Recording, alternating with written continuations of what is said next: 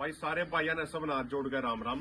इब आपा है मदीना गांव में, गोहाना का मदीना गांव बड़ा क्रांतिकारी गांव है, हमेशा आंदोलनों में सक्रिय रहा है। आज हमने दो साथियों को नई जिम्मेदारी देने का कार्य कराया है। सारा समाज बैठा है, सारे समाज ने आपस में विचार विमर्श कराया और हमारे प्रदीप भाई हैं, प्रदीप भाई को हमने जिले की कार्यकारिणी में जिम्मेदारी दी है और हमारे जो अपने सुनील भाई हैं, सुनील भाई को कथुरा ब्लॉक के प्रधान की जिम्मेदारी दी है।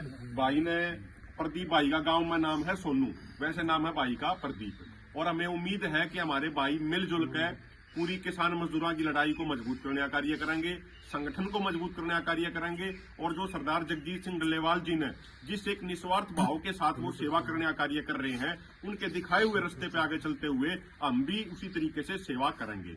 एक और जो महत्वपूर्ण मुद्दा है साथियों, वो यो है कि लगभग 2-2.5 साल तक किसानों ने लड़ाई लड़ी और मुद्दा क्या था, जो बिजली के बड़े बड़े हाई टेंशन के वायर गुजरे हैं, इनके मुआवजे की लड़ाई। हरियाणा के तमाम जिलों में संघर्ष चला, कई बार कंपनियों का काम रुकवाया, उनके गड्ढे बंद कर दिए, कई बार किसानों पर मुकदमे भी बने, धरना प्रदर्शन भी हुआ, मंत्रियों का घेराव भी हुआ, सारी चीजें हुई।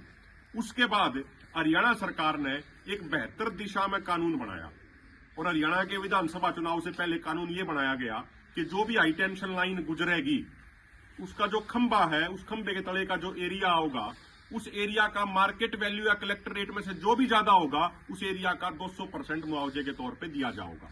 अगर मार्केट वैल्यू ज्यादा होगी तो मार्केट वैल्यू का 200% देंगे और अगर कलेक्टर रेट ज्यादा होगा तो उसका 200% देंगे। इसी तरीके से खंबे के तले जो एरिया होगा उसका 30, 45 और 60% की स्लैब बनाई गई। लेकिन बड़े दुख की बात है, जो एक सही दिशा में काम करते हुए किसानों के लिए एक कानून बनाया सरकार ने, उस कानून को अधिकारी और कंपनी वाले मिली भगत करके उसको लागू नहीं कर रहे हैं। तो जो सरकार ने सही दिशा में काम किया, उसका फायदा भी किसानों को नहीं पहुंच रहा है।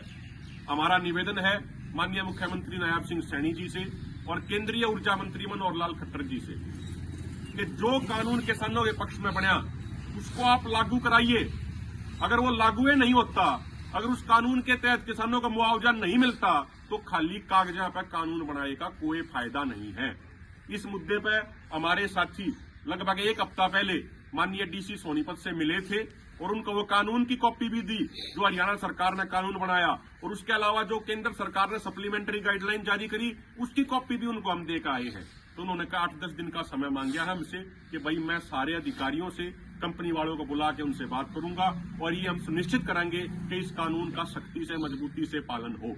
तो अभी 2-4 दिन के बाद हमारा एक प्रतिनिधि मंडल फिर मिलेगा डीसी साहब से, और अगर डीसी साहब ने संतोषजनक अगर कार्रवाई करी तो बात ठीक है, अगर उचित मुआवजा दिया तो बात ठीक है। अदरवाइज फिर हम आपस में रणनीति बना के फिर एक बड़ा धरना प्रदर्शन, बड़ा पंचायत इस मुद्दे पर हम करेंगे। जरूरत पड़ेगी तो डीसी साहब का घेराव भी होगा, एसडीएम साहब का भी घेराव होगा, और अगर जो मंत्री हैं, जो एमएलए हैं, उनके भी घेराव करने की अगर बात आओगी तो उस पर भी हम पीछे नहीं हटेंगे। किसानों के मुद्दों पर लड़ाई मजबूती से लड़ी जाओगी। तो अंत में मैं तमाम गाँव वालों का फिर से बहुत बहुत धन्यवाद करता हूं और भाई प्रदीप गांव में जिन्हें सोनू कहे हैं और भाई सुनील जिनको आज नई जिम्मेदारी दी गई है, उनको दोबारा से मैं शुभकामनाएं देता हूं और उम्मीद करता हूं कि बड़े सच्चे रास्ते से चलते हुए, निस्वार्थ भाव से काम करते हुए ये सेवा करेंगे। आप सबका बहुत बहुत धन्यवाद।